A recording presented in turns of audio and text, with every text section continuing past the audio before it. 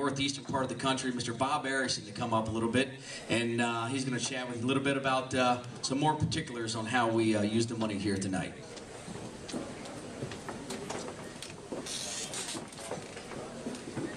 The National Wild Turkey Federation is in the conservation business, but you can't do conservation without funds.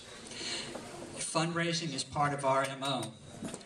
It's often said that gentlemen like Ray, who's one of our fundraisers, make the money, and we biologists spend the money. We develop projects in cooperation with state and wildlife agencies, state forest agencies, and also with the national forests. And those projects improve habitat not only for wild turkeys, but for many other species. And I'd encourage you all to come up and take a look at these banner stands that we have up here on the stage. The one on the left side of the stage as you're facing it shows how much money's been raised here in Pennsylvania by our volunteers over the last 25 or 30 years. $5.1 million. And if you were here last year, you contributed to that figure. And that figure's going up. By the end of this year, it's probably going to be about $5.5 million.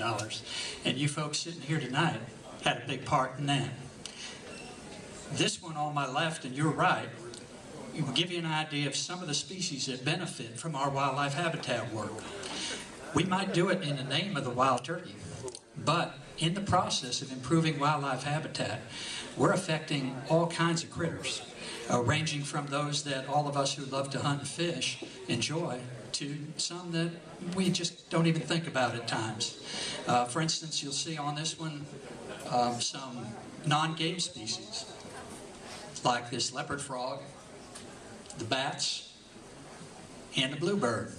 And those are only a couple of species. When we look at wild turkeys, as a biologist, we look at a suite of species that are associated with wild turkeys. And in some areas of the country, that can be as many as 80 or 90 species. And that's not counting the little guys that crawl around on the ground with 6 legs. So everything we do has a great impact. And I'd encourage you to not only get involved in this fuel and conservation dinner, but when you go back home, to get involved with our local chapter, because our local volunteers raise funds that we can put to use on state game lands by working with the land managers, and on state forests by working with the state foresters. It's a great partnership that we have. It's working all over the country, and I'm proud to be a part of it, and I'm proud to have you folks contributing to our effort. Thanks for all you do. Thanks for coming out here tonight, and please continue to support conservation in any way you can.